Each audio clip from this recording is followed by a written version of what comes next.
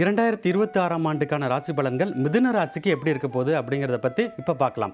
மிதுன ராசிக்கு இந்த வருஷ தொடக்கத்திலேயே ஜென்மகுருவாக வருது.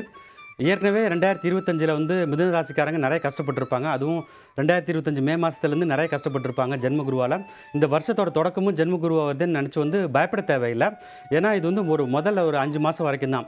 இந்த 5 மாதம் வரைக்கும் வந்து உங்களுக்கு சில பிரச்சனைகள் வரலாம். ஆனால் அதையுமே வந்து உங்களால் சமாளிச்சிட முடியும். இதுக்கு முக்கியமான காரணம் என்னென்னு பார்த்தீங்கன்னா, ராகு பகவான் வந்து உங்களுடைய ராசிக்கு 9ஆம் வீடான பாக்கியஸ்தானத்தில் நல்ல நிலையில் சஞ்சரிக்கிறார். ஸோ குருவால் வர பிரச்சனைகள் எல்லாமே ராகுவால் சற்று குறைய ஆரம்பிக்கும். சனியும் 10ல் இருக்குது. உங்களுக்கு வந்து வேலையில் வந்து அதிகமான ஒர்க் ப்ரெஷர் கொடுக்கும். ஸோ வேலை பார்க்குற இடத்துல வந்து நீங்கள் வந்து கொஞ்சம் எல்லாரையும் அனுசரித்து நடக்க வேண்டியிருக்கும். ஏதாவது வந்து நீங்கள் வந்து ஆப்போஸ் பண்ணி பேசுனீங்க, எல்லாம் சண்டை போட்டிங்க அப்படின்னா ஏதாவது ஒரு பெரிய பிரச்சனையில் போய் மாட்டிக்கிற மாதிரி ஆகிடும். கொஞ்சம் அனுசரித்து நடந்து போயிட்டாக்க இந்த முதல் 5 மாதத்தை ஓட்டிடலாம். குரு பகவான் வந்து ஜூன் மாதத்துக்கு அப்புறம் உங்களை ராசியுடைய 2வது வீட்டுக்கு வந்துடுறாரு.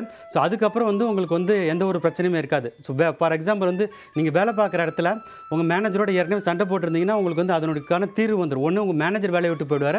அப்படி இல்லைன்னா நீங்களே வந்து வேற ஒரு இடத்துக்கு நல்ல ஒரு வேலை கிடச்சி மாறி போயிடுங்க. எப்படி பார்த்தாலும் உங்களுடைய கெரியர் வந்து ஜூன் மாதத்துக்கு அப்புறம் டேக் ஆஃப் ஆக ஆரம்பிச்சிடும்.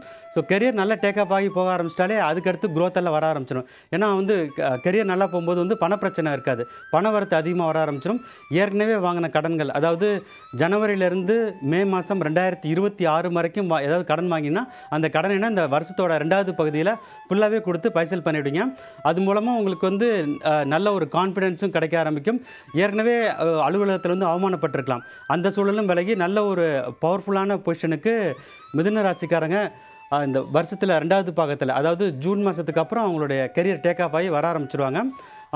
வீடு ஏதாவது வாங்கணும்னு நினச்சிங்கனாக்கா ஜூன் மாதம் இல்லைனா ஜூலை மாதத்துக்கு அப்புறம் ட்ரை பண்ணிங்கன்னா உங்களுக்கு வந்து ரொம்ப ஈஸியாக கிடச்சிரும். குறிப்பாக லோன் அப்ரூவல் எல்லாம் ரொம்ப குயிக்காகவே வந்துடும்.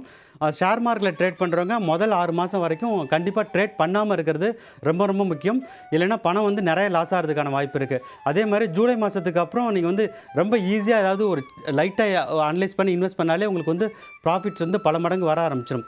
மொத்தத்தில் மிதுன ராசிக்காரங்க வந்து என்ன பண்ணணும்னா, முதல் 6 மாதத்துக்கு மட்டும் கொஞ்சம் ஸ்லோ டவுனாக இருந்துட்டாங்கன்னா இந்த வருஷத்தோடைய 2வது பகுதியில், அதாவது ஜூன் ஜூலை மாதத்துக்கு அப்புறம் உங்களுடைய க்ரோத் வந்து எல்லா விஷயத்துலையுமே டேக் ஆஃப் ஆகி லைஃப் வந்து ரொம்ப சூப்பராக போயிட்டுருக்குங்கிறத சொல்லலாம்.